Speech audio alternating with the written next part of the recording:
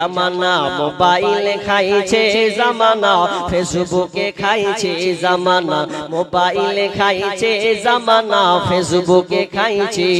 অল্প বয়সের ছেলে মেয়ে প্রেমে জড়াইছে জামানা, মোবাইলে খাইছে জামানা, ফেসবুকে খাইছে। অল্প বয়সের ছেলে মেয়ে ধরা খাইছে জামানা, মোবাইলে খাইছে জামানা, ফেসবুকে খাইছে। সকাল বেলা বাবা বলে যাসরে কোথায়, বাবার কথা শোনার মতো সময় যে আর নাই।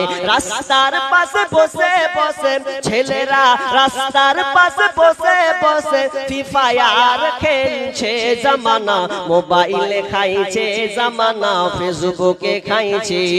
অল্প বয়সের ছেলে মেয়ে প্রেমে জড়াইছে জামানা, মোবাইলে খাইছে জামানা, ফেসবুকে খাইছে। বিবাহিতা মেয়ে যখন ফেসবুকে ঢোকে, হ্যান্ডসাম ছেলে দেখে সে তো প্রেমে পড়ে।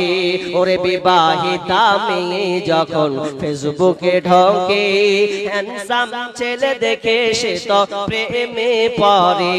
স্বামী সন্তান সব ছাড়িয়া, মেয়েরা ও নারী স্বামী সন্তান সব ছাড়িয়া নতুন প্রেমিককে চাইছে জামানা, মোবাইলে খাইছে জামানা, ফেসবুকে খাইছে। অল্প বয়সের ছেলে মেয়ে প্রেমে জড়াইছে জামানা, মোবাইলে খাইছে জামানা, ফেসবুকে খাইছে। রাতের বেলা একা একা ঘুম যে আসে না, মেসেঞ্জারে না পাইলে বন্ধু ভালো লাগে না। ওরে রাতের বেলা একা একা ঘুম যে আসে না, হোয়াটসঅ্যাপে না পাইলে বন্ধু ভালো লাগে না। তাই তো এখন মা বাবারা, ওরে বর্তমানের মা বাবারা ভীষণ টেনশনে পড়েছে জামানা, মোবাইলে খাইছে জামানা, ফেসবুকে খাইছে। অল্প বয়সের ছেলে মেয়ে প্রেমে জড়াইছে জামানা, মোবাইলে খাইছে জামানা, ফেসবুকে খাইছে জামানা, মোবাইলে খাইছে জামানা, মেসেঞ্জারে খাইছে। ফুটবল ময়দান, ফুটবল খেলা দেখছেন না? কথা বলেন না, দেখেছেন না? দেখেন, দেখেছেন তো? কটা করে প্লেয়ার থাকে? কটা করে? 12টা। 12 দুগুণা 24। একটা বলে একটা বলকে 24 জন লাথায়। লাথার কারণ কি? যে গোল কি মারবে, টার্গেট কি, গোল কি, ঢুকো মাঝখানে। একটা জিনিস খেয়াল করেছেন কিনা দেখবেন, যখন পক্ষ বিপক্ষ, এদিকে 12টা প্লেয়ার, এদিকে 12টা প্লেয়ার, আর মত পক্ষ বিরোধ আছে না নাই? কেউ ওই দলকে ভালোবাসে, এই দলকে ভালোবাসে, এর ভাবছে শালা কখন গোল কি ভরবে, এর ভাবছে ওইদিকে কখন গোল কি ভরবে। এরকম হয় না? আচ্ছা, কোনদিন কি দেখেছেন যে গোল কি যখন ঢুকে তখন মাইকম্যান বলে যে তোরা গোল কিটা জোরে বল, গোল শব্দটা জোরে বল, বলে বলে বলে? কিন্তু দেখবেন যখন 10-15 মিনিট খেলা চলতে থাকে, চলতে চলতে চলতে গোল হয় না, হয় না, হয় না, হয় না, হয় না, হঠাৎ করে যখন একটা পায়ের প্লেয়ারে মধ্যম থেকে টাচ করে যখন গোলকির মিডিলে ঢুকিয়ে দিল, আর যেমনি গোলকিতে ঢুকবে সঙ্গে একটা শব্দ উঠবে। কি শব্দ? যেমনি গোল সব বলবে গোল, চিল্লাও, বলেন এরকম? আচ্ছা, ওকে কে শিখালো গোল কি বলতে হবে? 1 পয়সা নাকি হয়েছে হাজি ভাই? তখন তো চিল্লানো দেখে লবার পাওয়ার, খেয়ে থাকার না খেয়ে গোল ঢুকলি মুখ দিয়ে পারবে গোল। অথচ আমি আপনাদেরকে বলছি, আল্লাহর নাম নিতে বলছি, আপনারা ভয়ে কিছু লোক বলছেন, কিছু বলছেন কি করি। জি, এই আয়োজনটা যে আল্লাহ কবুল করেছেন, এটা কে দিয়েছেন? জোরে বলেন কে? আল্লাহ।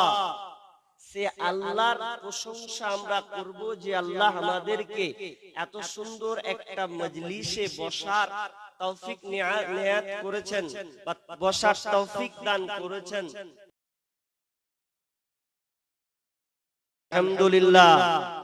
জোরে বলেন আলহামদুলিল্লাহ। লোকটি মনে হয় ভয়ে আছে, ভয় ভাঙবে আস্তে আস্তে, খুব ভয়ে আছে। এসআইআর খুব ভয় না? ভোটটা আপনার কি করেছে নাকি অ্যাডজুডিকেশন করে দিয়েছে নাকি? হাজি ভাই টেনশন ভুগছেন? টেনশনের কিছু নাই,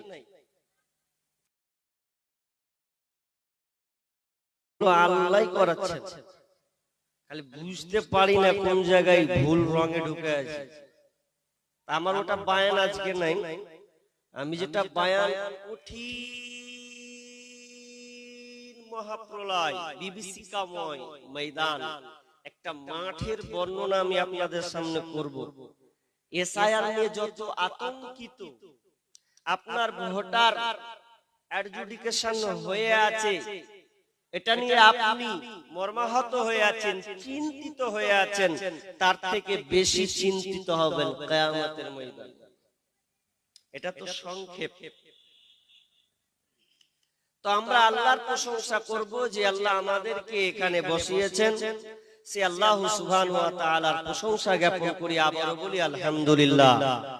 অতঃপর শান্তি বর্ষিত হোক সকল নবীদের উপর, বিশেষ করে আমাদের আখেরি নবী, শেষ নবী জনাবে মুহাম্মদুর রাসূলুল্লাহ। আমরা সকলে বলি সাল্লাল্লাহু আলাইহি ওয়াসাল্লাম।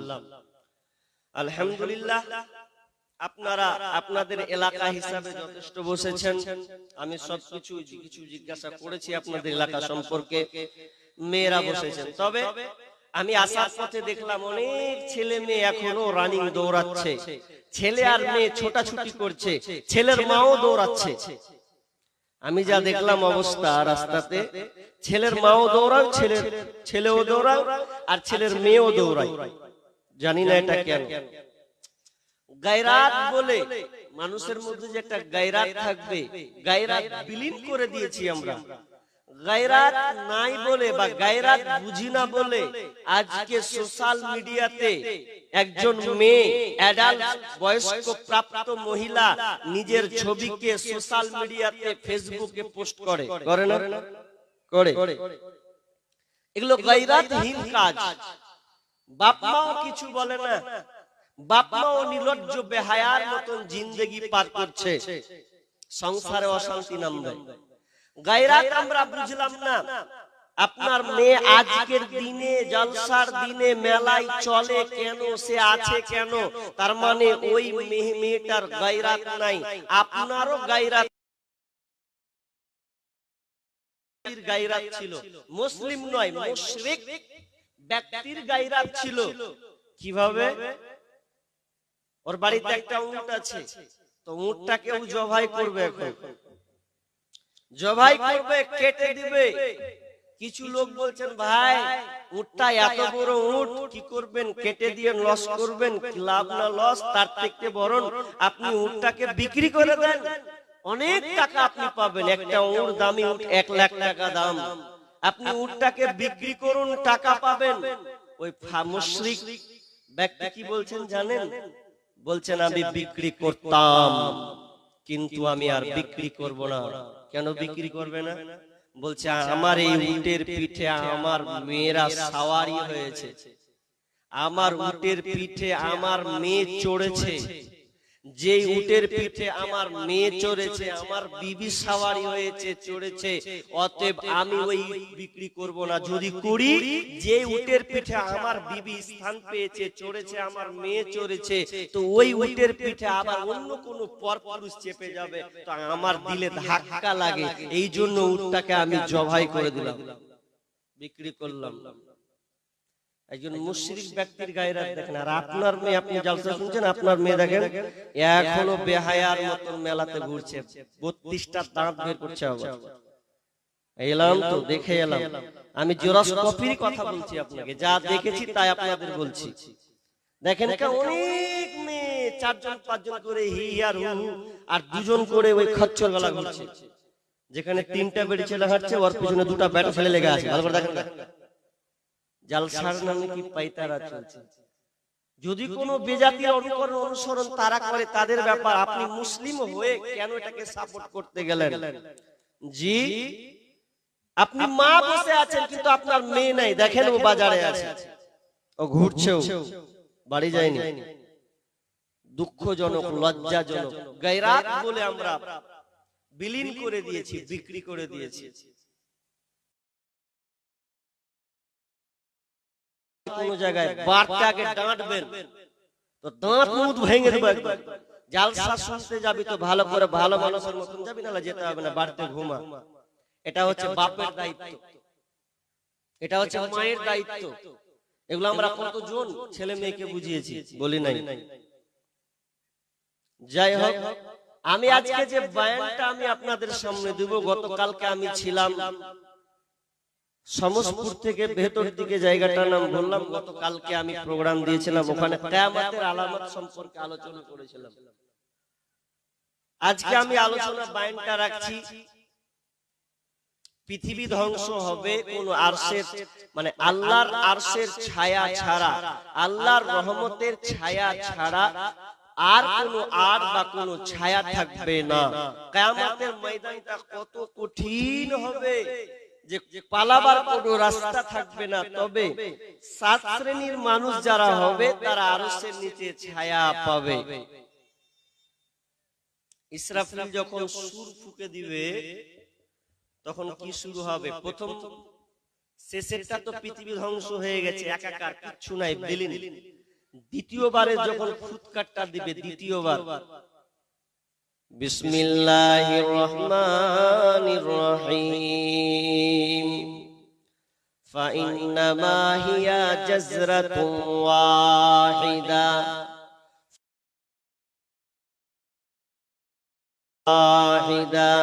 ফাইদা হুম বিসাহিরা।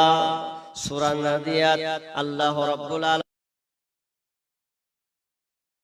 ইসরাফিল যখন সুর ফুঁকে দেবে, বাঁশিটা যখন বাজাবে, বিকট একটা শব্দ হবে।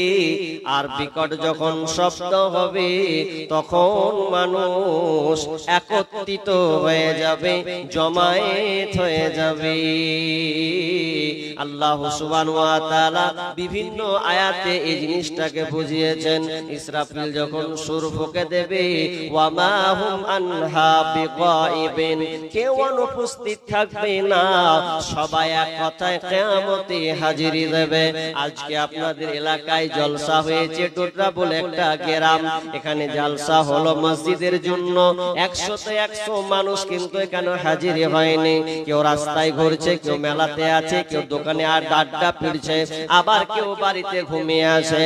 এই কিছু মানুষ এখানে জমায়েত হয়েছে, 100তে 100 হাজিরি কিন্তু হয় নাই। কিন্তু কিয়ামতের ময়দানে কেউ বাকি থাকবে না, সবাইকে হাজিরি দিতে হবে। কেমন করে হাজিরিটা হবে? আবু হুরায়রা রাদিয়াল্লাহু তাআলা তিনি বর্ণনা করেছেন, মানুষকে 3 ভাগে কিয়ামতের ময়দানে হাজিরি করা হবে। মানুষ 3 ভাগে বিভক্ত হবে। এক শ্রেণীর মানুষ হেঁটে হেঁটে হেঁটে হেঁটে হেঁটে কিয়ামতের ময়দানে দৌড়বে। এক শ্রেণীর মানুষ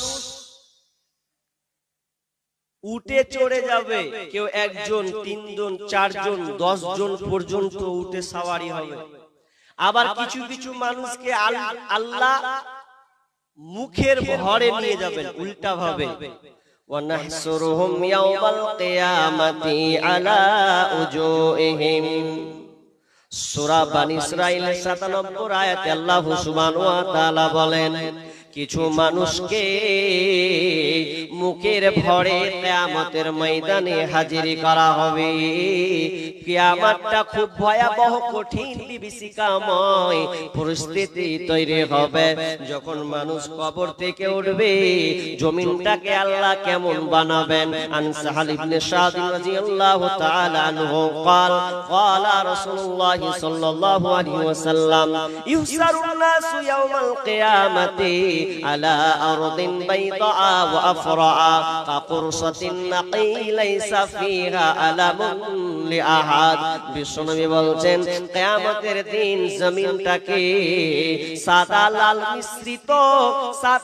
মিশ্রিত সমতল ভূমি বানিয়ে দেওয়া হবে।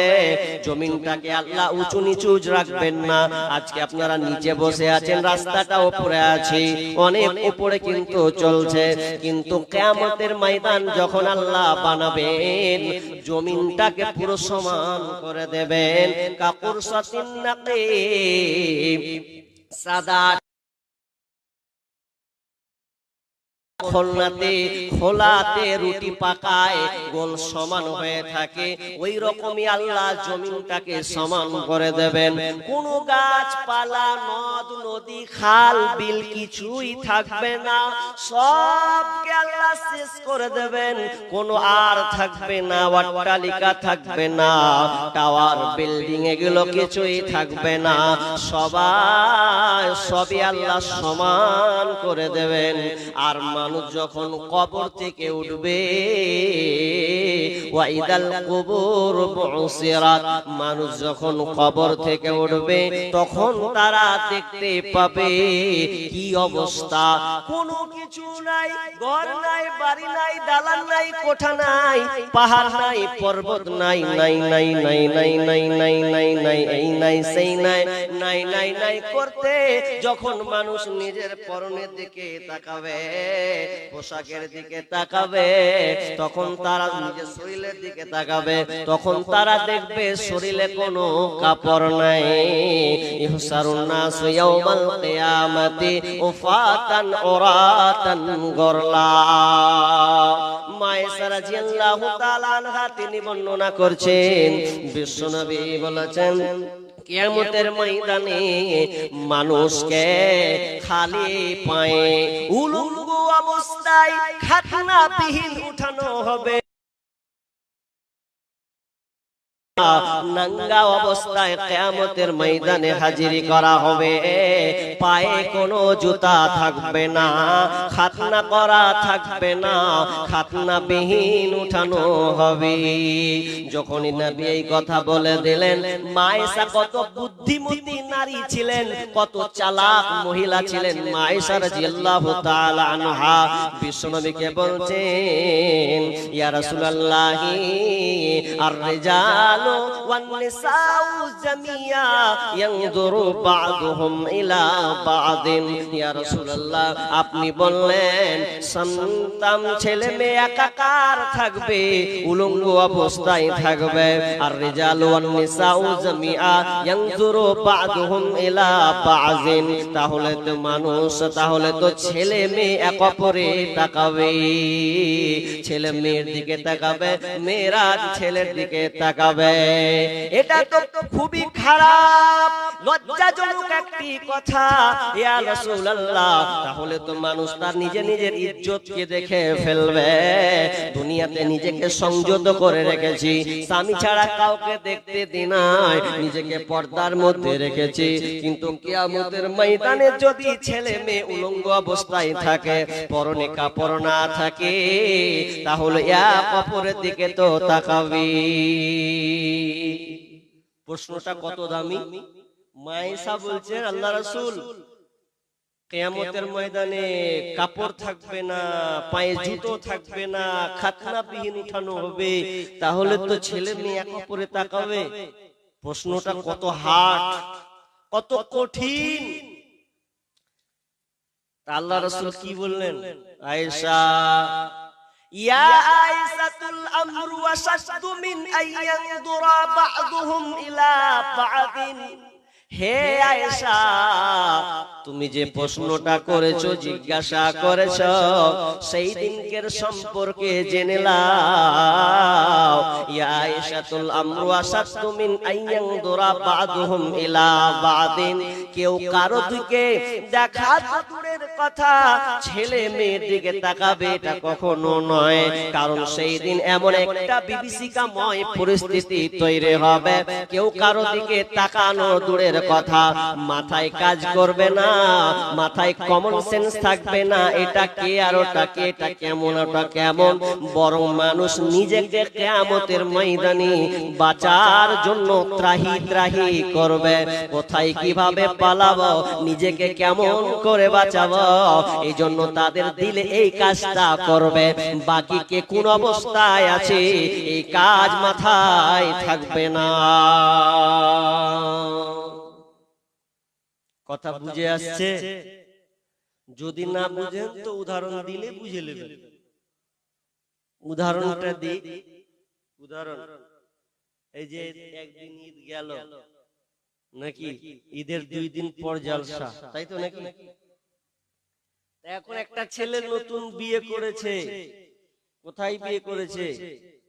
এই কালিয়াগঞ্জ থানার অন্তর্গত একটা মেয়ে, দেখতে খুব সুন্দরী, ভালো ঘরের মেয়ে, স্কিন চামড়া সাদা, খুব ভালো কোয়ালিটির মেয়ে কেউ বিয়ে করেছে। ভালো ঘরের বেটি তো, চুলগুলো লম্বা লম্বা, বিয়ে করেছে। তো এখন বিবির দাবি হলো, তুমি আমাকে বিয়ে করেছো, তুমি আমার স্বামী। আমার বিয়ের আগে তামান্না ছিল যে আমাকে বিয়ে করবে তাকে, তার সঙ্গে আমি হাজারদুয়ারি ঘুরতে যাব মুর্শিদাবাদ। এখন আমাদের মুর্শিদাবাদে হাজারদুয়ারি দেখতে যাবে আপনার এখানকার আপনার বউ। আচ্ছা, নতুন বউ যদি দাবি করে, রাখবে না রাখবে না? নতুন বউ মানে কি বউ পাগলা? প্রথম প্রথম বউ পাগলা হয় বেশি, প্রথম প্রথম বউ পাগলা হয়, মায়ের দিকে আর টান যাবে না, খালি বিবির দিকে মন চাইবে বারবার। মা যদি উল্টা একটা কথা বলে তো লিবে না অ্যাকশন বার, বিবি যদি বলে মন খারাপ, নতুন বউ তো, বউ যদি মন খারাপ করে তো আপনার দিল ধারাস করবে, বউ আমার কি ব্যাপার কথা বলে না রে, হ্যাঁ, মনটা ধারাস ধারাস করবে। নতুন বিয়ে করলে যা হয়, একজনের বউ কথা কয় না, মুখটাকে মন খারাপ করে বসে আছে, ওই এখনি ওর বিবিকে ভালো করে গেল বাজারে, বাজারে ঢুকে যদি বাড়ি ঢুকছে, বউ 5 কেজি মুখ করে বসে আছে। এখন ও বলছে কি যে হলো, মিষ্টি বউ আমার কেন দেখি মন খারাপ তোমার, মিষ্টি বউ আমার কেন দেখি মন খারাপ তোমার, আজ বাড়িতে কি হয়েছে মানা কি কিছু বলেছে, আজ বাড়িতে কি হয়েছে মানা কি কিছু বলেছে, জলদি করে বলো আমায় সহে না যে দেরি আর, কেন দেখি মন খারাপ তোমার, মিষ্টি বউ আমার কেন দেখি মন খারাপ তোমার, আমি তোমায় করতে খুশি দিতে পারি গলায় রশি, বউ পাগলা হলে যা হয়, আমি তোমায় করতে খুশি দিতে পারি গলায় রশি, আস্থা না থাকিলে তুমি ট্রাই করে দেখো একবার, কেন দেখি মন খারাপ তোমার, মিষ্টি বউ আমার কেন দেখি মন খারাপ তোমার। তাও কথা বলে না, কিছুক্ষণ পরেও তখন আর ব্রেন ঘুরে তখন আর স্বামীকে শুনেছে, তোমার মায়ের জ্বালা স্বামী সহিতে পারিব না আমি, তোমার মায়ের জ্বালা স্বামী সহিতে পারিব না আমি, থাকবো না এই বাড়িতে, থাকবো না এই বাড়িতে, চলে যাব বাপের ঘর, কেন দেখি মন খারাপ তোমার, মিষ্টি বউ আমার কেন দেখি মন খারাপ তোমার। বউ পাগলা হয়ে গেছি, এখন বিবি আবদার করেছে, বিবি স্বামী বলছে আমাকে হাজারদুয়ারি নিয়ে যেতে হবে, অনেক দিনের স্বাদ দেখি নাই, দাবি হলো স্বামীর সঙ্গে হাজারদুয়ারি যাব। হাজারদুয়ারি যাবে কত দিলে তামান্না, ছেলেও ভাবছে বিবি নতুন বিয়ে করেছি, আবদার তো পূরণ করাই লাগবে। এখন সে কি করলো, বিবি বলছে গাড়ি ট্রেনে যাব না, বাসে যাব না, কোথায় কাতে যাবে, বলছে 4 চাকাতে যাব, তাও তো 4 চাকাতেই তোকে নিয়ে নিয়ে যাব। 4 চাকাতে একটা 4 চাকা ভাড়া করে 7,000 টাকা 8,000 ভাড়া লাগলেও ঠিক আছে। এখন বিবিকে নিয়ে যাবে কত হাজার দুয়ারি দেখতে। বিবি তো খুশি, রঙে রসের গল্প হবে, সুন্দর একটা শাড়ি পরেছে, দুজনে আপনার প্রাইভেট কার গাড়ির মধ্যে ঢুকেছে। এমন সময় ড্রাইভার ড্রাইভিং করছে, হাই রোডে গাড়ি চলছে। এমন সময় বিবি তার ছাত্র জীবনের ছাত্র স্টুডেন্টস লাইফের তার জীবনী কথা ধরে ধরেছে। আমি এই ছিলাম সেই ছিলাম, আমাকে দেখে ছেলেরা পাগল হয়ে যেত, তোমার কত নসিব ভালো তুমি আমাকে পেয়েছো। কত রঙ্গরসের গল্প মুখের চেহারাকে বারবার দেখায়। স্বামীও হাসে আর তারা দুজনে গল্প করে। এমন সময় ড্রাইভার যে গাড়ি চালাচ্ছে বলছে ভ্যাট ভ্যাদানি কতক্ষণ চলবে, যতক্ষণ হাজার দুয়ারি যাব ততক্ষণ নাকি এদের ভ্যাট ভ্যাদানি হবে। এমন সময় যখন মালদা পার করে দিয়েছে, মালদা পার করার পরে ব্রেকটা গাড়ি চলছে 120 গতিতে। এমন সময় ড্রাইভার যে ব্রেক ধরছে, ব্রেকে কাজ করে না, ব্রেকে আর কাজ করে না। তখন ড্রাইভার বলছে ও ভ্যাট ভ্যাদানি কমাও, ভ্যাট ভ্যাদানি কমাও, অনেকক্ষণ থেকে ভ্যাট ভ্যাদানি করছো, কিন্তু কি হয়েছে এখন যে তোমরা ভ্যাট ভ্যাদানি করছো, কমা তো কমাও।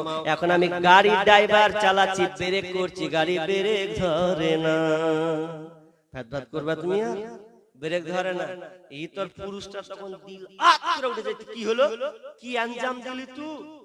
উদাহরণটা দিচ্ছি কিয়ামতের পরিস্থিতি, এটা উদাহরণটা দিচ্ছি, ভালো করে শুনুন। এখন ড্রাইভার গাড়ি ধরে ব্রেক ধরে না, আর বিবি তখন বলছে পাতাও না জি। ড্রাইভারের কথা শুনে লাভ আছে? আর কত সুন্দর রঙের সঙ্গে করছি, আমার চেহারার দিকে তাকাবে তোমার জিভ ভরে যাবে। তখন ছেলেটা কি বলছে, তোর গুষ্টি কিলাই, তোর চেহারার 12টা বাজে আমি রে। তুই যতই যেভাবে থাকবি থাকলাম, ড্রাইভার বলে দিয়েছে ব্রেক ফেল মানে কি তুই কি জানিস? ব্রেক ফেল মানে কোথায় ঠুকবে, টাম্পারে যাবে না, নদীতে যাবে না, খালে ঢুকাবে, লাশ ফিরবে কি ফিরবে না, বগিটা পাবে কিনা আল্লাহু আলাম। আর তুই আমাকে এখন বলছিস আমার চেহারা দেখ, না তোর চেহারা দেখে আমার কোনো লাভ নাই, কারণ আখেরি আঞ্জাম ড্রাইভার দিয়েছে ব্রেক ফেল। তার মানে সামান্য একটা ব্রেক ফেল হওয়ার কারণে যদি আপনার স্বামীকে ত্যাগ করেন, আমার যদি আপনার স্ত্রীকে ত্যাগ করেন, আমি আর তোকে দেখবো না, তুই নেঙ্গা থাক, যে থাকবে সেই থাক। এখন মরার আখেরি আঞ্জামের খবর পেয়েছি, তাহলে দুনিয়াতে যদি সামান্য একটা ব্রেক ফেল হওয়ার কারণে হালাত হয়, কিয়ামতের ময়দানে এমন বিভীষিকাময় পরিস্থিতি দাঁড়াবে, যতই মানুষ নাঙ্গা অবস্থায় থাকুক না কেন, ওই কমন সেন্সটা আর কাজ করবে না। সেদিন মানুষ নিজেকে বাঁচার জন্য ত্রাহি ত্রাহি করবে, কেননা মাথার উপরে সূর্যকে নিয়ে আসা হবে। কিয়ামতের ময়দানটা 50,000 বছর হবে একটা দিন, 50,000 বছর হবে একটা দিন, মাথার উপরে সূর্য থাকবে, মাথার উপরে সূর্য। হাজি আপনি এখানে যে বসে আছেন, এদিকে এখানে যে বসে আছেন, কত উপরে সূর্য আছে পৃথিবী থেকে? কত দূরে আছে? জি বিজ্ঞানীকে জিজ্ঞাসা করেন, বিজ্ঞানীকে জিজ্ঞাসা করেন কত উঁচুতে আছে। বিজ্ঞানী আপনাকে সঙ্গে সঙ্গে বলবে দুনিয়া থেকে সূর্য কত দূরে আছে শুনে লাও। 9,30,00,000 মাইল দূর থেকে সূর্যের আলো দেয়। কত বললাম? 9,30,00,000 মাইল থেকে সূর্যের আমরা আলো পাই। সূর্যের টেম্পারেচার কত, সূর্যের তাপমাত্রা কত? 1,40,00,000 ডিগ্রি সেলসিয়াস। 1,40,00,000 ডিগ্রি সেলসিয়াস তাপমাত্রা। এই তাপমাত্রা অথচ সামান্য দুনিয়াতে 9,30,00,000 30 লক্ষ মাইল দূর থেকে সূর্যের আমরা আলো পাই, অথচ সামান্য 40 ডিগ্রি সেলসিয়াস তাপমাত্রা যদি হয়, 45 ডিগ্রি সেলসিয়াস তাপমাত্রা যদি দুনিয়াতে পড়ে, আমরা কেউ সহ্য করতে পারি না, রাস্তায় চলতে পারি না, খালি পেয়ে রোডে হাঁটা যায় না, ছাদে খালি পায়ে দাঁড়াতে পারি না, দুপুরে রোদরে এত রোদ, প্রখর রোদ, সামান্য 45 ডিগ্রি সেলসিয়াস তাপমাত্রা সহ্য করতে পারি না। এই জন্য যাদের পয়সা আছে সে আবার এসি বসিয়ে নিজেকে ঠান্ডা নিবারণ করে, যার এসি নাই সে আপনার ইনভার্টার চালিয়েছে ঠান্ডা নিবারণ করে, ঠান্ডাকে সে জোগাড় করে। শুধু তাই নয়, যার ফ্যান নাই সে মনে করে আম গাছের জাম গাছের তলায় বট গাছের তলাতে গিয়ে একটু আশ্রয় নিব। কত ভয়ঙ্কর! শুধু দুনিয়ার তাপমাত্রা সহ্য করতে পারি না, সামান্য একটা মোমবাতি যদি আপনি জ্বালান, মোমবাতি জ্বালাতে গেলে এর টেম্পারেচার হচ্ছে প্রায় 1000 ডিগ্রি সেলসিয়াস। যদি আপনি কোনো পেট্রোল ধরান, কেরোসিন ধরান, এই পেট্রোল কেরোসিন যদি আপনি ধরান, এর তাপমাত্রা বিজ্ঞানী বলছেন 1300 ডিগ্রি। লোহা গলাতে গিয়ে যখন কোনো অস্ত্র তৈরি করে, ওই লোহাটাকে গলাতে গিয়ে তাকে 1500-1600 ডিগ্রি সেলসিয়াস তাপমাত্রা দিতে হয়, এরপরে লোহাটাকে গলানো হয়। তো সামান্য আমরা 45-47 ডিগ্রি সেলসিয়াস তাপমাত্রা সহ্য করতে পারি না। যেদিন কিয়ামতের ময়দানে মাথার উপরে সূর্যকে নিয়ে আসা হবে, সেদিন আমাদের অবস্থা কি হবে? বিশ্বনবী বলছেন, ইয়া রাব্বুনা يوم القيامة حتى يذهب أراقهم في الأرض 70 ذراعا। সূর্যের তাপে মানুষ 70 হাত পর্যন্ত ঘাম ছড়িয়ে পড়বে। সূর্যের তাপে 70 হাত পর্যন্ত ঘামটা ছড়িয়ে পড়বে।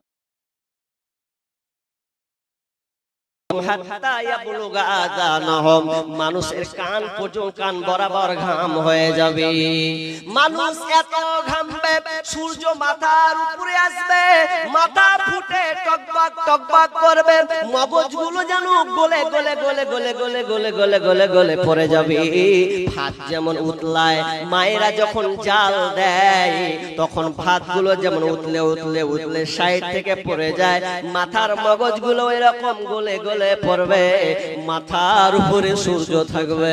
বিশ্বনবী বলছেন, তুদনা শামসু ইয়াউমাল কিয়ামাতি মিনাল আরাম মিনাল খাল।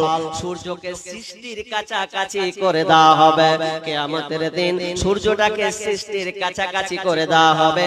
হাত্তা তাকুনা মিনহুম কামিকদারি মিল, 1 মাইল উপরে সূর্য থাকবে।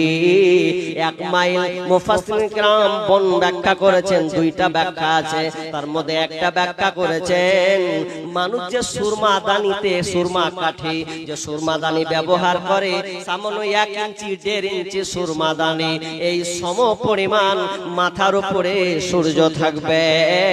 খুবই ভয়াবহ পরিস্থিতি হবে।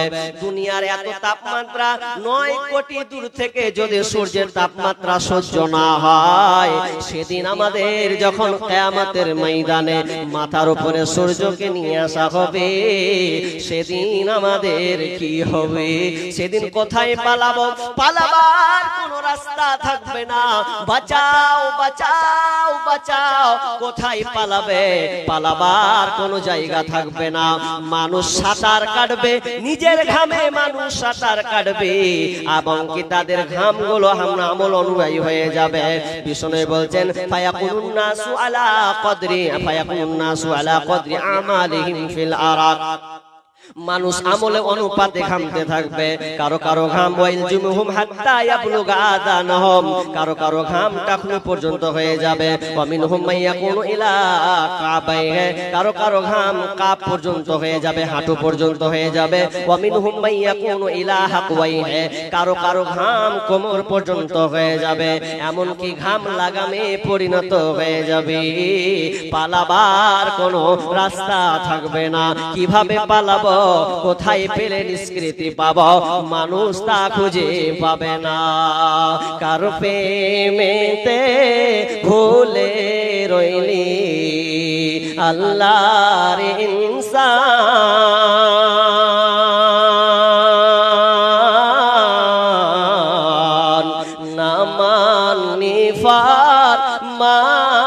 রে তুই না মানলি কোরআন, না মানলি ফরমান রে তুই না মানলি কোরআন। নাম নিশানা নাহি ছিল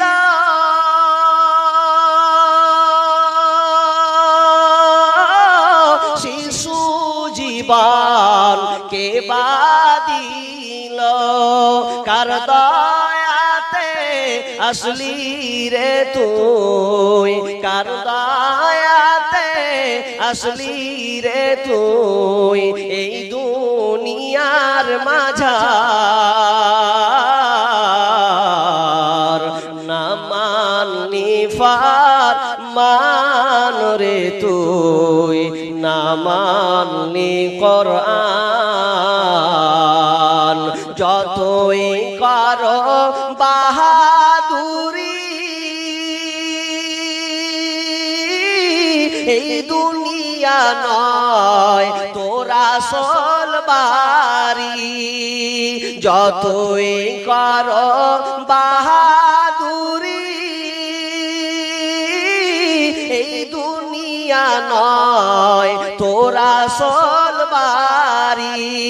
একদিন যাবি সবই ছাড়ি, একদিন যাবি সবই ছাড়ি কবর মাঝার। না মানলি ফরমান রে তুই না মানলি কোরআন, না মানলি ফরমান রে তুই না মানলি কোরআন। কিয়ামতের ময়দান কোনো আর থাকবে না, বাঁচার কায়দা থাকবে না। তবে বিশ্বনবী বলেছেন এমন একটা ছায়া থাকবে, এমন একটা আর থাকবে যে ছায়া ছাড়া আর দ্বিতীয় কোনো ছায়া থাকবে না।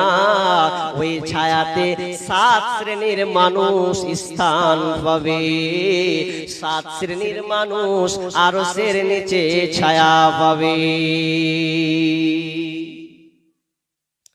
7 শ্রেণীর লোক আল্লাহর আরশের ছায়া তলে থাকবে। সেই 7 শ্রেণীর আলোচনাটা আজকে আমি আপনাদের সামনে করছি। কিন্তু কিছু মানুষ আবার দেখি উঠছে, বায়ানটা ভালো হয়নি, আলোচনাটা ভালো লাগে না, চেঞ্জ করবো নাকি? জি, অনেক মানুষ দেখছি উছলে উঠছে একবার। জি, খুব এত সুন্দর একটা বায়ান, দিল তো গলে যাওয়ার কথা। হাসির বায়ান শুনবেন আইসক্রিমের মতন শেষ হবে, যতক্ষণ চুষবেন ততক্ষণ গলে শেষ। আর যে বায়ানটা আমি আপনার দিচ্ছি বাড়ি গিয়ে অন্তত ঘুমার সময় ভাববেন, আপনার দিল পরিবর্তন হবে। 7 শ্রেণীর লোক আরশের নিচে ছায়া পাবে। শুনবেন, আপনারা শুনবেন? কে কে শুনবেন না হাত তুলেন। আপনারা শুনবেন না? তার মানে সবাই শুনবেন। তাহলে সবাই হাত তুলেন, আল্লাহ কবুল করবেন। আল্লাহ তুমি সকলের হাতকে কবুল করে বলুন আমিন। যাই হোক, 7 শ্রেণীর লোক আরশের নিচে ছায়া পাবে। কারা সেই 7 মানে 7 শ্রেণীর ব্যক্তি? 7 জন নয়, 7 শ্রেণীর ব্যক্তি আরশের নিচে ছায়া পাবে। চলেন আগে হাদিসটা শুনেলেন।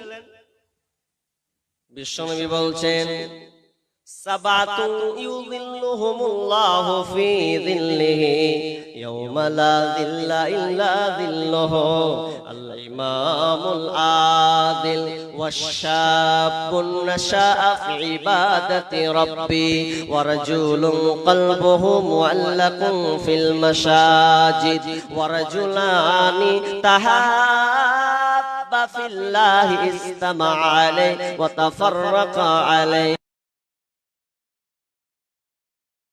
ذات منصب وجمال فقال إني أخاف الله ورجل تصدق أخفى حتى لا تعلم شمال যাকারাল্লাহা খালিয়ান ফাফাজাত আইনা। বিষ্ণু বলছেন এই 7 শ্রেণীর মানুষ আরশের নিচে ছায়া পাবে, তারা হলো লাভবান। আরশের নিচে জায়গা যদি পেতে চাও, 7 শ্রেণীর মধ্যে তুমি গণ্য হও। আরশের নিচে জায়গা যদি পেতে চাও, 7 শ্রেণীর মধ্যে তুমি গণ্য হও। শাসক যদি হয়ে থাকো, নেই পরায়ণ হও, ইবাদতের মধ্য দিয়ে যৌবন কাটাও। মসজিদেতে বেঁধে রাখো তোমার অন্তর, আল্লাহর জন্য ভালোবাসো যুগ থেকে যুগান্তর। অশ্রু দিয়ে চক্ষু দিয়ে অশ্রু ঝরাও আল্লাহর শরণে,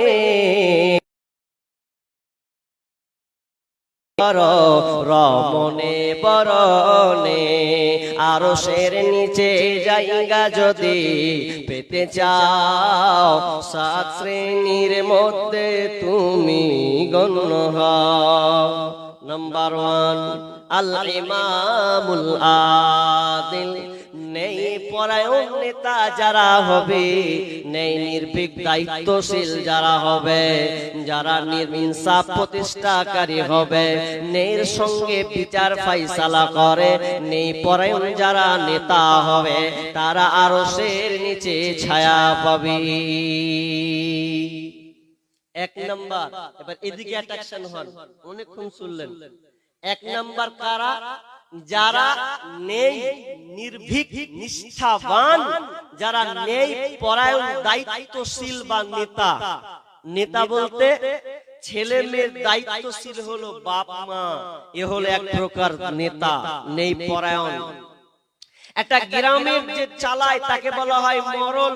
এই মরলের দায়িত্ব নেই পরায়ণ হওয়া লাগবে। একটা গ্রামকে সমাজ চালায়, এটা সরকার থেকে বরাদ্দ কষে দেয় প্রধানের হাতে, মেম্বারের হাতে, তাহলে ও একটা সমাজকে চালায়, তাহলে ও হচ্ছে নেই পরায়ণ নেতা। তাকে হওয়া লাগবে, বানতে হবে। এটা হচ্ছে নেই নিষ্ঠাবান হওয়া লাগবে। এক কথায় যাকে যে দায়িত্ব দেওয়া হয়েছে তাকে সেই স্থানে নেই পরায়ণতা হতে হবে, তাহলে সে আরশের নিচে ছায়া পাবে। হাজি, এখন বর্তমানে বিচারগুলো কি হচ্ছে? নেই পরায়ণ বিচার, বিচার ফাইসালা যে করবে সে আরশের নিচে ছায়া পাবে। আজকে কেস কাচালি গুলো দেখেন, নির্দোষী জেলে ঢুকে আছে, আর যে হারামি বদমাশ দুনিয়া ঘুরে বেড়াচ্ছে। ভালো লোকগুলো জেলে পচে পচে শেষ হয়ে গেল। কোথায় নেই পরায়ণ চলছে? জিনা। উকিলের কাছে যাবেন তাও একই দশা। উকিল আবার টাকা খেয়ে আপনার কেসকে উল্টা পাল্টা করে ঘুরিয়ে। বিচার নেই নির্ভীকার সঙ্গে নেই।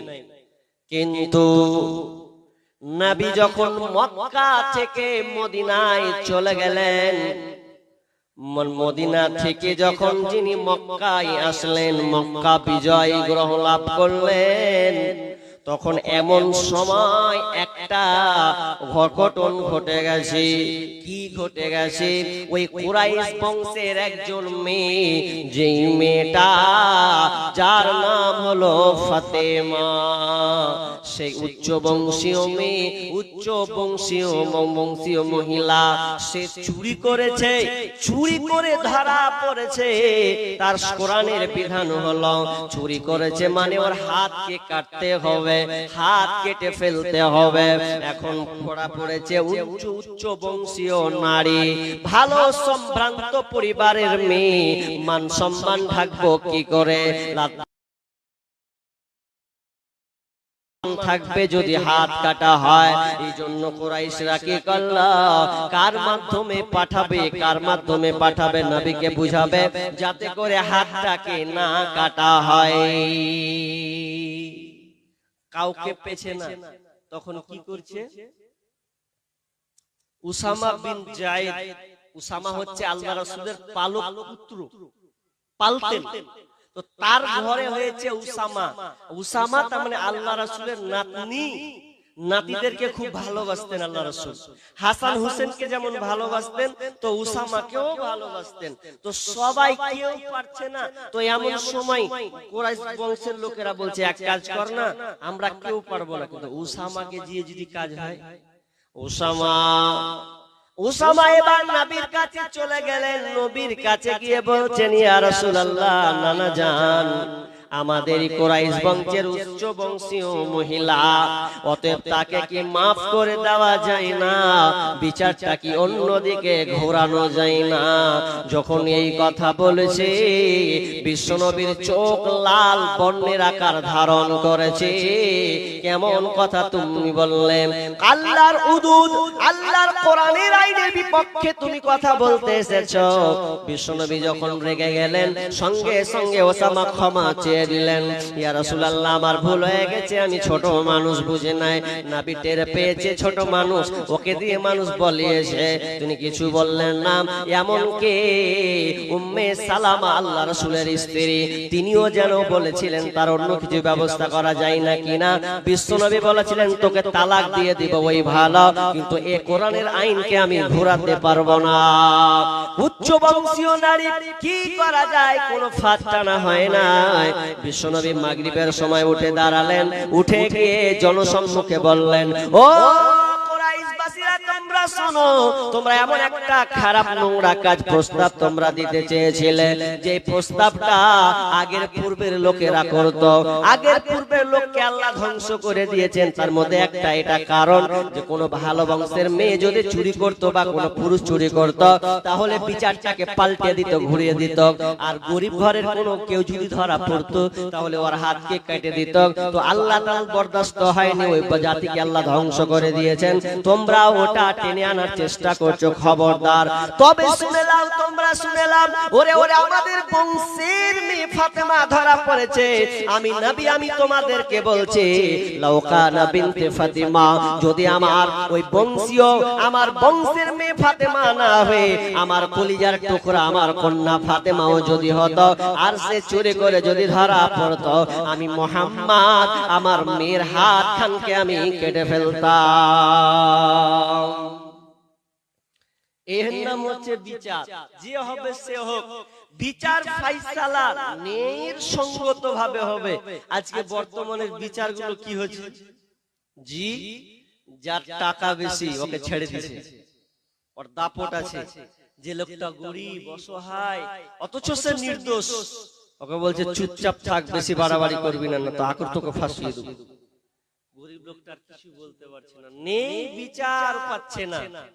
জি, সমাজেতে অসঙ্গতি বলবো কত আর, গায়ের জোরে বিচারপতি ঘুষেরই কারবার। সমাজেতে অসঙ্গতি বলবো কত আর, গায়ের জোরে বিচারপতি ঘুষেরই কারবার। টাকা নোট হাতে পাইলে, ওরে টাকার হাতে পাইলে গরিবের না সুবিচার হয়। টাকা ছাড়া কেউ তো কারণ নয় ভাই রে, টাকা ছাড়া কেউ তো কারণ নয়। বিচার টাকার দিকে উল্টে দেয়, ইনসাফ বিচার হয় না। অথচ আমিরুল মুমিনিন হযরতে আলী রাদিয়াল্লাহু তাআলা আনহু একদিন তিনি সফর করছেন।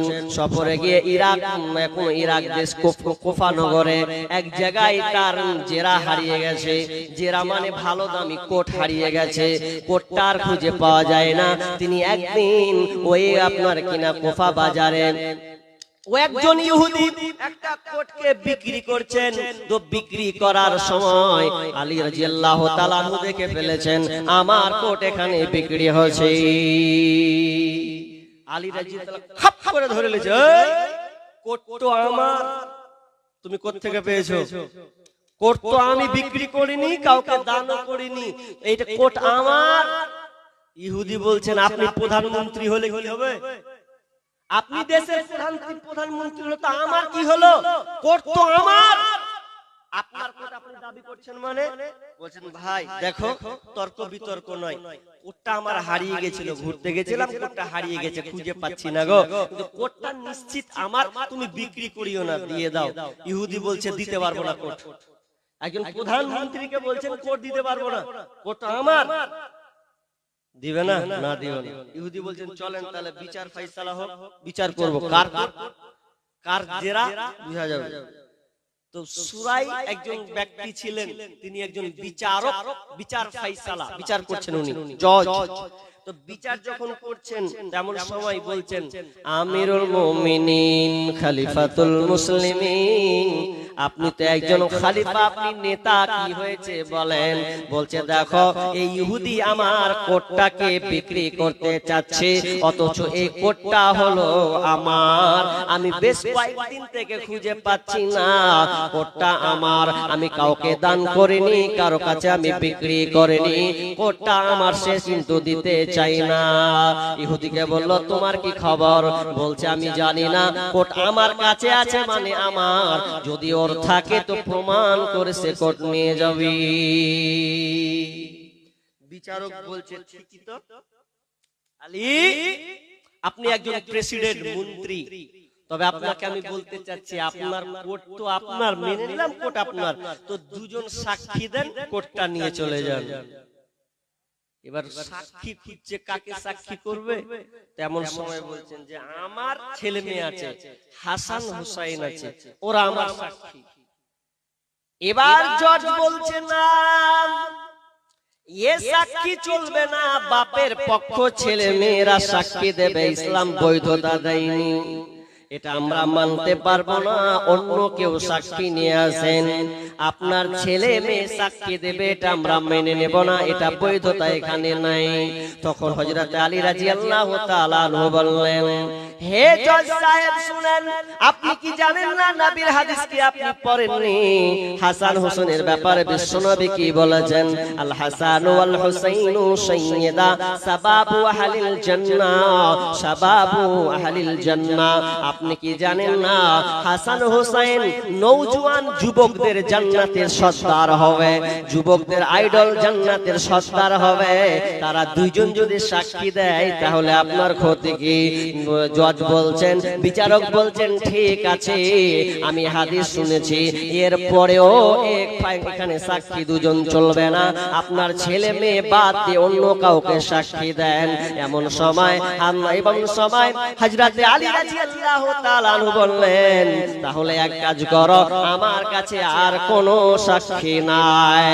এমন সময় জজ সাহেব কি করলো, ওই ইহুদি ব্যক্তিকে কোট দিয়ে বলছেন যাও, কোটটা হলো তোমার। ইহুদির মাথা গেছে গরম,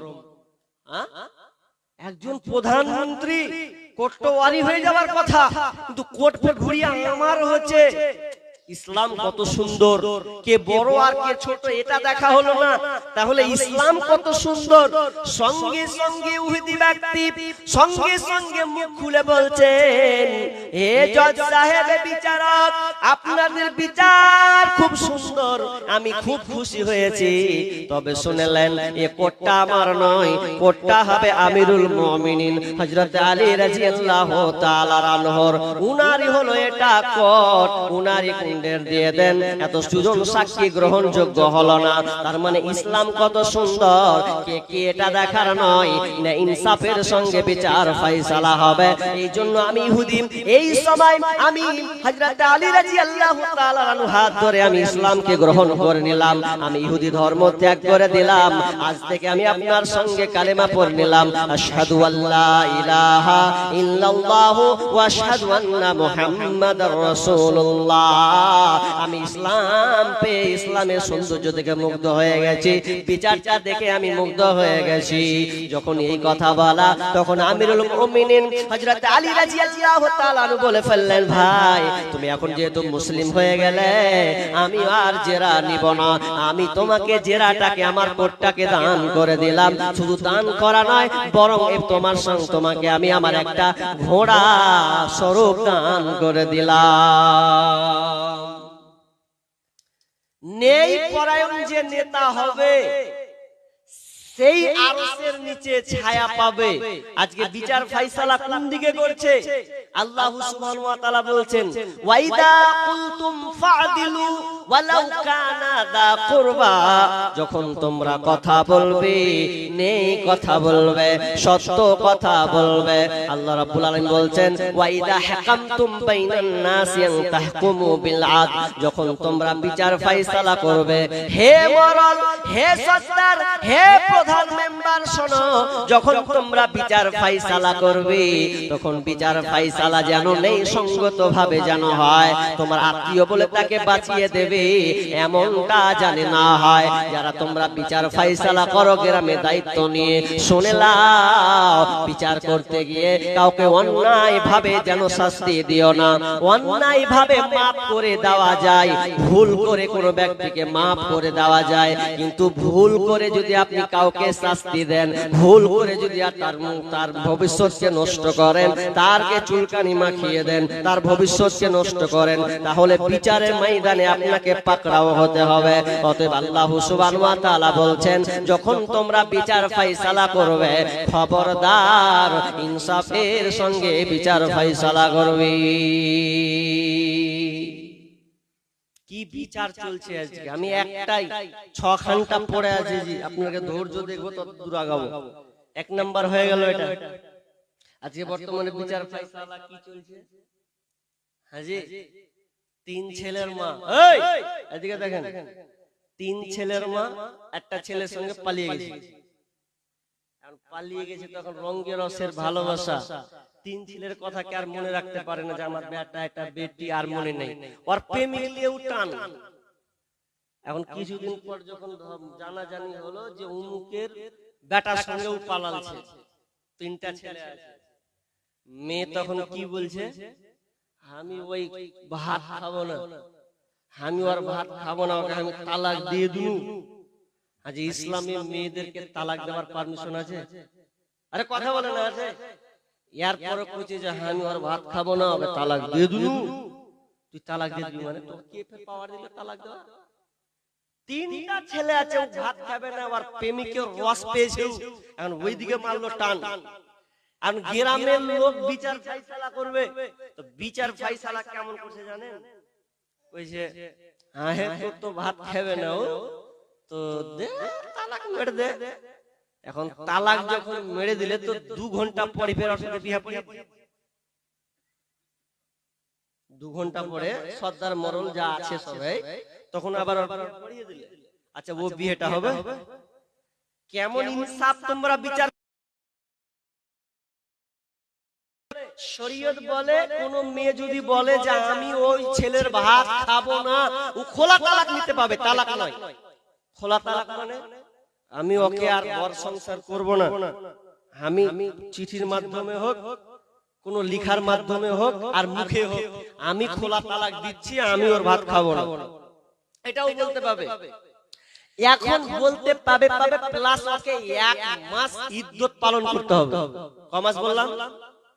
1 মাস ওকে ইদ্দত পালন করতে হবে। তারপরে অন্য কোন যদি ওর ছোড়া থাকে তো করবে ওকে। 1 মাস হওয়ার পরে 2 দিন হয় না বিয়ে লাগিয়ে দিছে। এটা কোনো বিয়ে হলো? এটা কোনো ন্যায় বিচার হলো? জি না।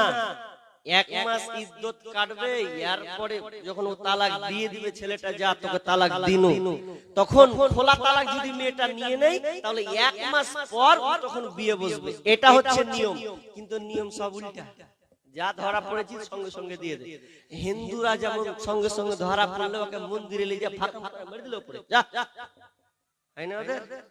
ওদের মন্দিরের সামনে ফাঁকা করে দিয়ে দিবে, হয়ে গেছে। মানে সেদুরের কত দাম, মানে একটু ছো মালনি হয়ে গেল স্ত্রী। আমি ওই প্রায় 7-8 বছর আগেকার কথা বলছি, তখন চেংড়া ছেলে মানুষ সাইকেল চালিয়ে যাচ্ছি একদম বাজার, তো একটা ছেলে আর মেয়ে, ওরা স্বামী স্ত্রী হবে মনে হয়, তো স্বামী স্ত্রী ঝামেলা রাস্তাটি করছে। আর আমার বয়স তখন 13-14 হবে, আমি তখন আসছি আর গোটা ফাঁকা হাই রোডের পাশে দুজনা মিলে ঝগড়া লেগে দিয়েছে। কঠিন বাপরে, ওই কি কেমন শুরু হলো, কোনো মানুষ নেই। তো ছেলেটা কি বলছে জানেন, দেখ বেশি বাড়াবাড়ি করিস না, একটা দিনু দিব দিব মিটিয়ে দিব ধরেছে। মানে বলছে বেশি ভাকার ভাকার করবি তো এখানে সেদুরটাকে চাটা করে ছেড়ে দেব একদম। তার মানে কি তোর সংসার করব না, খালাস। আর মেয়েটা যখন বারবার খালি সেদুরের করে আড়ি দিচ্ছে, হাই খবরদার তুমি করবে না, ব্যাস। তার মানে সেদুরের কত দাম, যতক্ষণ আছে তখন গোডাউন লোড আছে, টাকা তো সব ক্লিয়ার, আর কোনো নেই। তো কি বলছিলাম আমি, যে বিচার ফাইসালা গুলো কেমন হচ্ছে। তো না, বিচার যদি আপনি সঠিক নিয়ম করেন তাহলে আপনি আরশের ছায়া পাবেন না। না না, চলেন নাম্বার 2 নম্বরে চলে যাই। ওয়াশাবুন নাশা ফি ইবাদাতি রাব্বি। 2 শ্রেণীর লোক কারা, যে যুবক যে যুবতী যৌবন বয়সে আল্লাহর রাস্তায় নয়, কোনো খারাপ রিলেশনে নয়, খারাপ সম্পর্কের মধ্যে না ঢোকে, তার যৌবনের তরঙ্গটাকে, যৌবনের সময় সীমা রেখাকে সে আল্লাহর ইবাদতে কাটিয়েছে। কোন যুবক যদি তার যৌবনকালটাকে আল্লাহর রাস্তায় ইবাদতে কাটিয়ে দেয়, ওই যুবকটা আরশের নিচে ছায়া পাবে। এবার আপনাদের একটা প্রশ্ন করি ভাই, বলেন আরকে বর্তমানে যুবক যুবতী আরশের নিচে ছায়া পাবে এখনকার গুলা? জি, এখনকার গুলো আরশের নিচে ছায়া পাবে? সব পাগলা পাগলা, মোবাইল পাগলা, সবারই হাতে মোবাইল আছে, আছে না? জি, যৌবন বয়সটা অনেক মানুষ সাদা হবে তারপরে নামাজ ধরবো। চাচা তোমার নসিব খারাপ, যৌবনের তরঙ্গ জানো না, যৌবনের দাম কত। যৌবনের দাম, যৌবন বয়সে যে আল্লাহকে ডাকে, আল্লাহর ইবাদতে কাটিয়ে দেয়, যে যুবতীটা তার যৌবনকে আল্লাহর রাস্তায় কাটিয়ে দেয়, ওই যুবতীটা আরশের নিচে ছায়া পাবে। কারণ যৌবনটা এত গুরুত্বপূর্ণ, মূল্যায়ন তার, যে যৌবন বয়সে আপনি যত সুন্দর করে নামাজ পড়তে পারবেন, বুড়াতিকালে আপনি সেই রকম পারবেন না। একজন যুবতী যত সুন্দর করে হাঁটতে পারে, বুড়াতি বয়সে ওই রকম হাঁটতে পারবে না। একজন যুবক যৌবন বয়সে যতটা কাজ করতে পারে, বুড়াতিকালে সেই রকম কাজ করতে পারবে না। এই জন্য বিশ্বনবী বলেছেন, ইকতানিম খামসান ক্বাবলা খামসিন সাবাবাকা ক্বাবলা হারামিক। বিশ্বনবী বলেছেন, 5টা জিনিস আসার আগে 5টা জিনিসের মূল্যায়ন করো। 5টা এমন জিনিস যদি তোমার কাছে এসে যায়, ওই 5টা জিনিসের মূল্যায়ন করো। এই জন্য তুমি 5টা জিনিসের গনিমত মনে করবে, কারণ এই 5টা জিনিস তোমার জীবনে যদি আসে তো একবার আসবে, দ্বিতীয়বার আসবে না।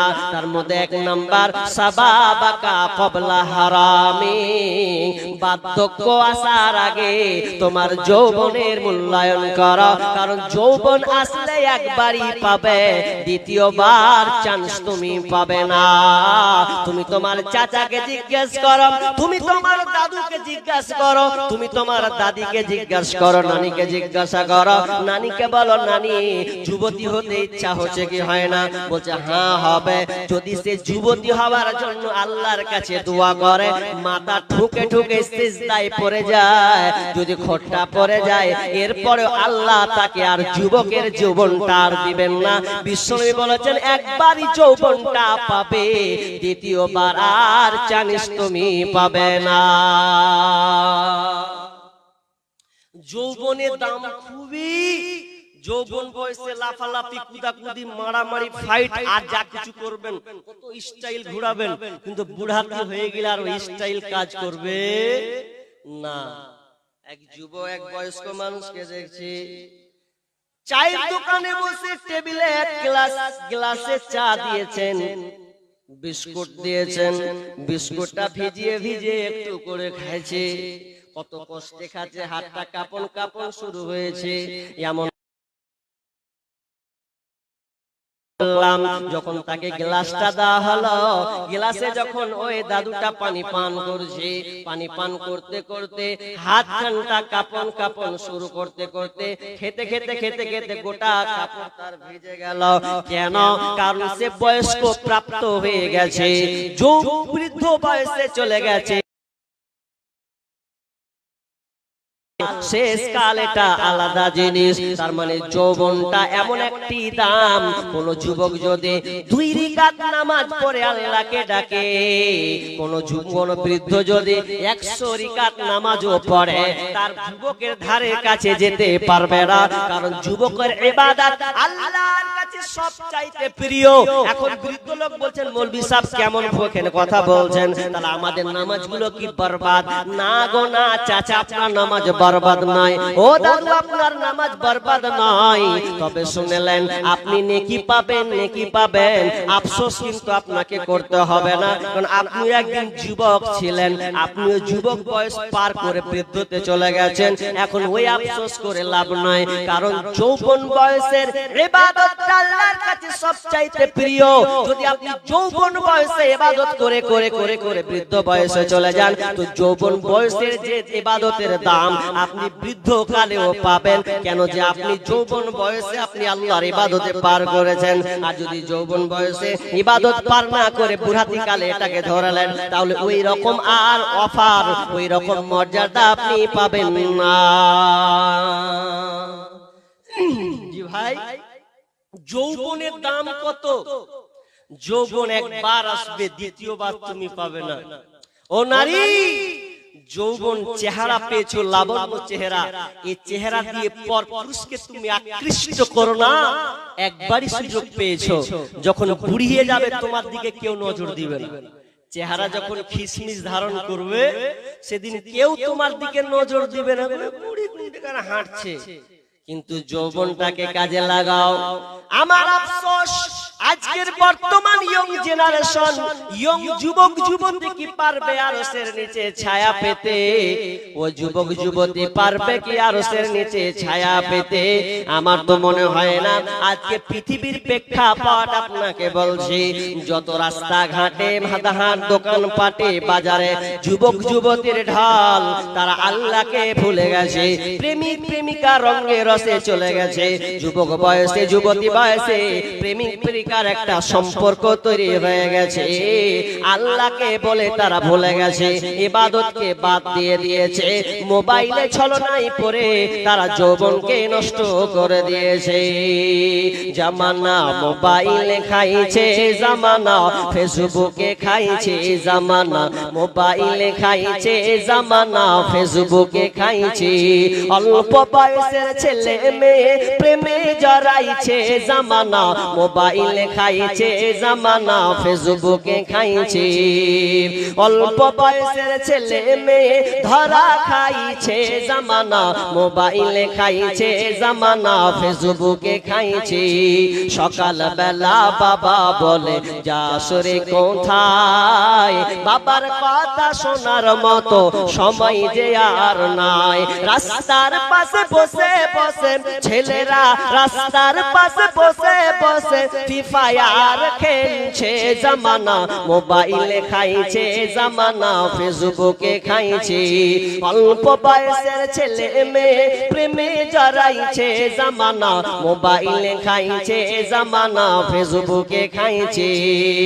বিবাহিতা মেয়ে যখন ফেসবুকে ঢোকে, হ্যান্ডসাম ছেলে দেখে সে তো প্রেমে পড়ে। ওরে বিবাহিতা মেয়ে যখন ফেসবুক ফেসবুকে ঢোকে, হ্যান্ডসাম ছেলে দেখে সে তো প্রেমে পড়ে। স্বামী সন্তান সব ছাড়িয়া, মেয়েরা ও নারী স্বামী সন্তান সব ছাড়িয়া নতুন প্রেমিককে চাইছে জামানা।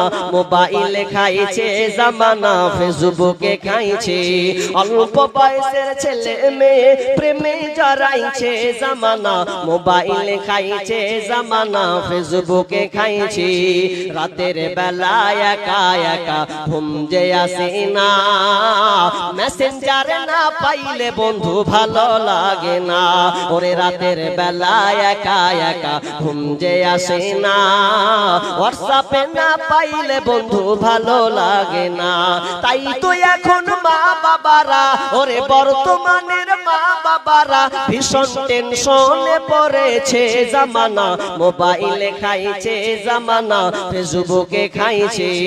অল্প বয়সের ছেলে মেয়ে প্রেমে জড়াইছে জামানা। মোবাইলে খাইছে জামানা, ফেসবুকে খাইছে জামানা। মোবাইলে খাইছে জামানা, মেসেঞ্জারে খাইছে। মোবাইলে সে যুবক যুবতীর তরঙ্গটা এমন ভাবে চলে গেছে, একটা মেয়ে ঘরে বসে একটা প্রেমিকের সঙ্গে তার সম্পর্ক হয়ে গেছে। 50 কিলোমিটার, 60 কিলোমিটার, 100 কিলোমিটার পর্যন্ত, 500 কিলোমিটার পর্যন্ত একটা ছেলে মেয়ের সম্পর্ক হয়ে গেছে। গভীর, কেউ জানে না, মা বাবা কারো খবর নাই। একজন প্রেমিক একজন প্রেমিকা, তারা দুজনেই মিলে ভালোবাসা রঙে রসে চলে গেছে। আল্লাহকে ফাঁকি দিয়েছে। যৌবন বয়সে প্রেমিক প্রেমিকার ছেলে মেয়ে একটা সময় রেখাকে পার করে দিয়েছে। ওই সময় আল্লাহকে ডাকতে হবে। ওই মেয়ে, ওই নারী, ওই ছেলেটা, ওই পুরুষটা তার যৌবনটাকে শেষ করেছে কোথায়? নারীর পেছনে। একজন নারী তার যৌবনটাকে ক্ষয় করেছে কোথায়? তো একজন পুরুষের কাছে। এমন ভাবে যৌবনটাকে আমরা দিয়েছি। মা মনে করছে আমার ছেলে ভালো, মা বাপ মনে করছে আমার মেয়ে ভালো, কিন্তু তারা যৌবনের অঙ্গরাসে চলে গেছে, রাত গভীরে চলে গেছে। তারা প্রেমে আনন্দের মধ্যে আত্মহারা হয়ে গেছে। রাত 12টার পরে যখন সকলে ঘুমায়া রয়, যুবক যুবতী তখন ফোনে কথা কয়। রাত 12টার পরে যখন সকলে ঘুমায়া রয়, যুবক যুবতী তখন ফোনের আলাপ কয়। মোবাইল হাতে পাইয়া বর্তমানের নারী লেখাপড়া ছাইরা দিছে মরার প্রেমে পড়ে। ওরে মোবাইল হাতে পাইয়া বর্তমানের নারী লেখাপড়া ছাইরা দিছে মরার প্রেমে পড়ে। সারাটা দিন চিন্তায় থাকে, রাত কখন গভীর হয়, যুবক যুবতী তখন ফোনের কথা কয়। যুবক যুবতী তখন প্রেমের আলাপ কয়। ওরা ভাবছে আমরা কত রঙে রসে আছি। হ্যালো, কেমন আছো? এই গেল সেই গেল করে রাতকে পার করে দেয়। আল্লাহর ইবাদতে কাটাতে হবে।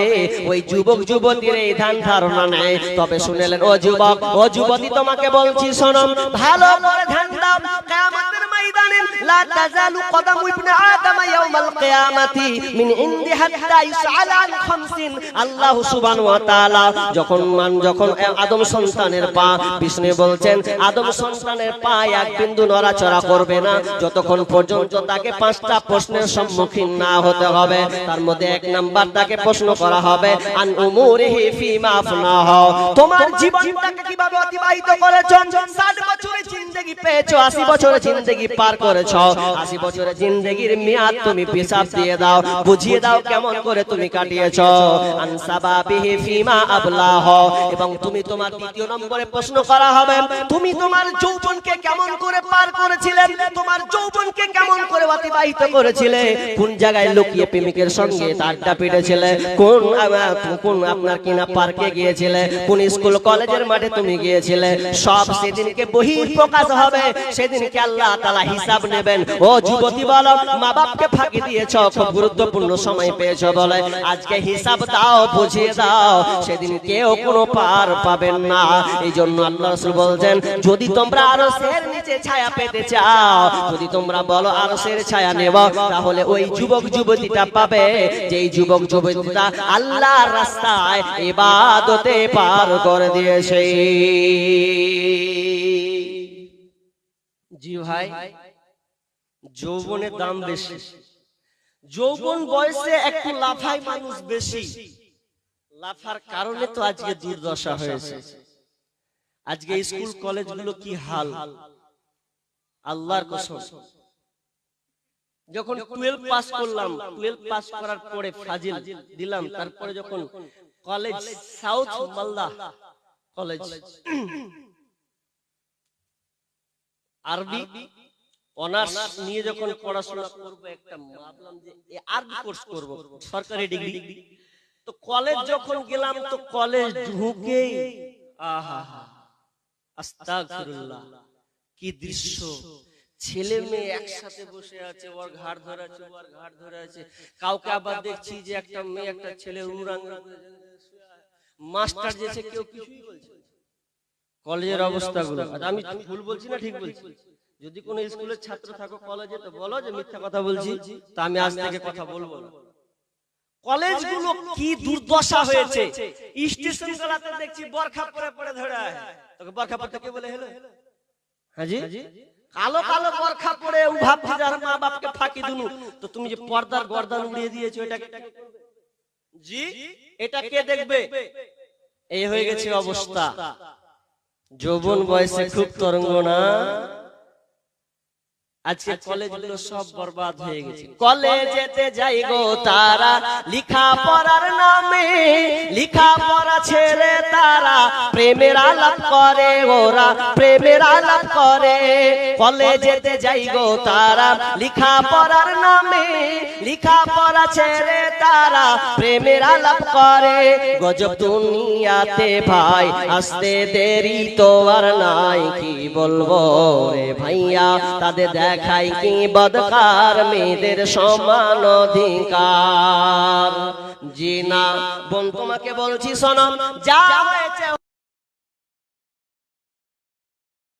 ভাই, তোমাকে বলে সারেন্ডার হয়ে যাও। একদিন যৌবন যখন পার করে দেবে, সেদিনকে তোমাকে আফসোস করা লাগবে। যদি তুমি আরশের নিচে ছায়া পেতে চাও, তাহলে 2 নম্বর কাজ হলো ওয়াশাবুন নাশা ফি ইবাদাতি রাব্বি। যেই যুবকটা তার যৌবন বয়সে আল্লাহর রাস্তায় কাটিয়ে দিয়েছে, ওই যুবকটা আরশের নিচে ছায়া পাবে। আর 3 নাম্বার বলবো, আর বাকিটি বলবো না। 3 নাম্বার একটাই, ورجل قلبه معلق في المساجد, ورجل قلبه معلق في المساجد। অনেক লোক উঠে গেছে তো আর বলবো না। ورجل قلبه معلق في المساجد, যেই যার যে লোকটার অন্তরটা মসজিদের সঙ্গে লেগে আছে, মসজিদের সঙ্গে তার দিলটা সম্পৃক্ত হয়ে আছে, ওই লোকটা আরশের নিচে ছায়া পাবে। যার অন্তরটা মসজিদের সঙ্গে তালাবদ্ধ হয়ে আছে, লোকটা বলে জোহরের নামাজ পড়লাম, আসর কখন হবে, আসর পড়লাম, মাগরিব কখন হবে, এই তার দিল সব সময় যেন চায় কখন মাগরিব হবে, কখন ইশা হবে। যার দিলটা এরকম বারবার বলে, তার মানে মসজিদের সঙ্গে তার টাওয়ারটা লেগে আছে। তো বিষ্ণু বলছেন ওই লোকটা আরশের নিচে ছায়া পাবে। আমাদের অন্তরটা মসজিদের সঙ্গে লেগে আছে, রোজা শেষ, মসজিদও শেষ। দেখেন রোজাতে কত মুসাল্লি গো, জাগা দেওয়া গেল আমাদেরকে, আর যেমনি যাহা ঈদ পার হয়েছে, জোহরের বেলা তার মুসাল্লি পাওয়া যায় না। কোথা গেল সব? জোহর ফাঁকা। আপনাদের মসজিদ দেখলাম বিশাল বড় মসজিদ, অথচ একটা লাইন, মাগরিবের সময় একটা লাইন হয়েছে, মাগরিবের দিকে একটা লাইন হয়েছে কোন রকম, কিন্তু বাকি দেখলাম এত বড় মাইকে, জুম্মার দিন পর আগে গিরগিজ সাপ্তাহিক ইবাদত জুমা, জি, কিন্তু 5 ওয়াক্তের পাবন্দ হতে হবে। আমার ভাই মনে হয় নামাজের কথা আলোচনা করছিলেন, লাগছে করছিলেন। নামাজ খুবই গুরুত্বপূর্ণ, আমি আর যাব না ওই দিকে। তবে মসজিদ, শুধু মসজিদের সঙ্গে দিলটা লাগাতে হবে সব সময়। মসজিদের কি হলো না হলো, মসজিদে কি অভাব আছে,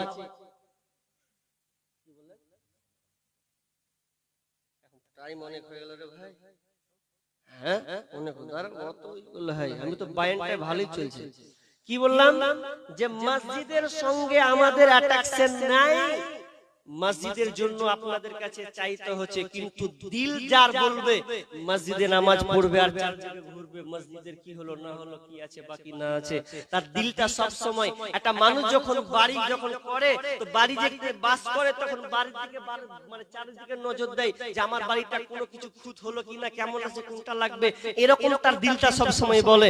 তো ওই ইমানদারের মসজিদটার মধ্যেও এরকম দিল থাকবে যে মসজিদটার কি হলো না হলো। কিন্তু আজকে আমার দুনিয়াটা আমাদের চলাফেরা হয়ে গেছে দুনিয়াওয়ালা মসজিদ, হওয়া ছিল কি মসজিদওয়ালা দুনিয়া, কিন্তু উল্টা হয়ে গেছে দুনিয়াওয়ালা মসজিদ।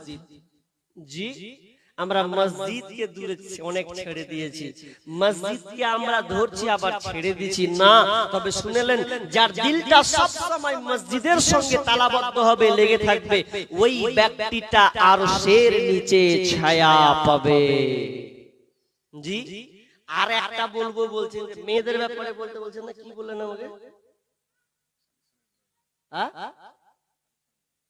আরে হেরে হবে মাথায়। হ্যাঁ, তো যাই হোক, তা আমি কটা বললাম ভাই? 3টা হয়েছে নাকি?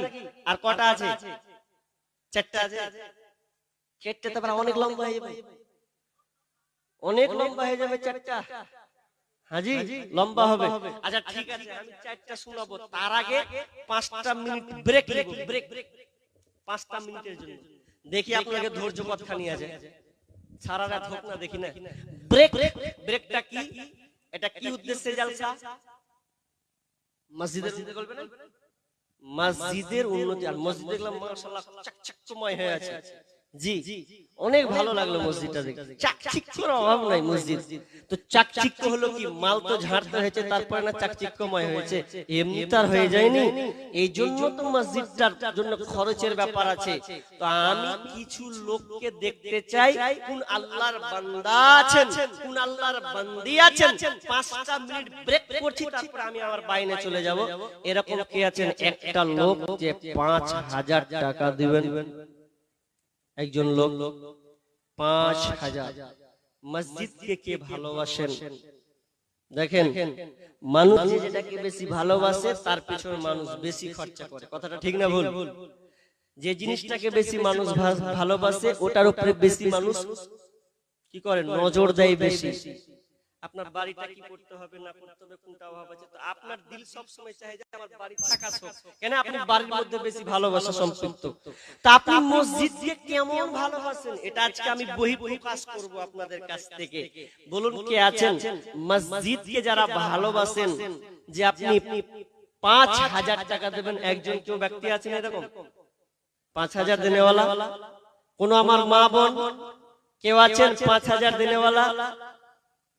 কেউ আছেন? একজন বলুন যে আমি 5000 টাকা আমি আমার এই মসজিদের জন্য দিলাম। দুনিয়া সব শেষ হয়ে যাবে, দুনিয়ার যা কিছু আছে সব কিছু আপনি ছেড়ে যাবেন, খালি হাতে আপনাকে যেতে হবে। সাদা কাফন পরে কোনো পকেট থাকবে না। জি, মাথার উপর বাঁধবে, পায়ের তলা বাঁধবে, মাঝখানে কোমর বাঁধবে, তুমি অচল। সব ছেলে মেয়েরা ভাগ করে খাবে, তোমাকে আর মনে রাখবে না, 5 পয়সা মূল্য দেবে না। জি, যত কোটি টাকার মালিক হও তুমি, কিছুই থাকবে না। জি, বলুন এরকম কে আছেন যে 5000 টাকা একজন দিবেন? একজন বলেন কে আছেন যে আমি 5000 টাকা মসজিদের জন্য দিব?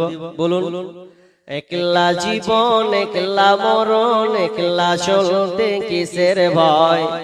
এই দুনিয়ার মানুষগুলো কেউ তো কারো নয় গো, এই দুনিয়ার মানুষগুলো কেউ তো কারণ নয়, স্বার্থ ছাড়া কেউ চলে না, মনের কথা কেউ বোঝে না, কারো দুঃখ দেখলে আবার করে দুঃখীর অভিনয়, এই দুনিয়ার মানুষগুলো কেউ তো কারণ নয়, এই দুনিয়ার মানুষগুলো কেউ তো কারণ নয়। কে আছেন ভাই? 5000 হবে না, একজন চেয়েছি। অনেকের মা নেই, অনেকের বাবা নেই, কবরবাসী হয়ে গেছে, দুনিয়া ছেড়ে কবরে কি হালাতে আছে। এরকম কি নেক সন্তান নাই যে আমি আমার মায়ের জন্য এই মসজিদের জন্য 5000 টাকা দেব? এরকম কি কোন আল্লাহর বান্দা নেই যে আমি আমার আব্বার জন্য মসজিদের জন্য 5000 টাকা দিব? আমার আব্বা, যে আব্বা আমাকে লালন পালন করে পৃথিবীর মুখের আলো আমাকে ভালো একটা পর্যায়ে নিয়ে গেছেন, যে মা আমাকে 9 মাস 10 দিন প্রসব দিয়ে মানে 9 মাস 10 দিন পেটে ধারণ করে প্রসব দিয়ে আমাকে দুনিয়ার আলো দেখিয়েছে, সেই মা কবরবাসী হয়েছে। এরকম কেউ আছেন বলুন যে আমি আমার মায়ের জন্য? একজন ব্যক্তি আছেন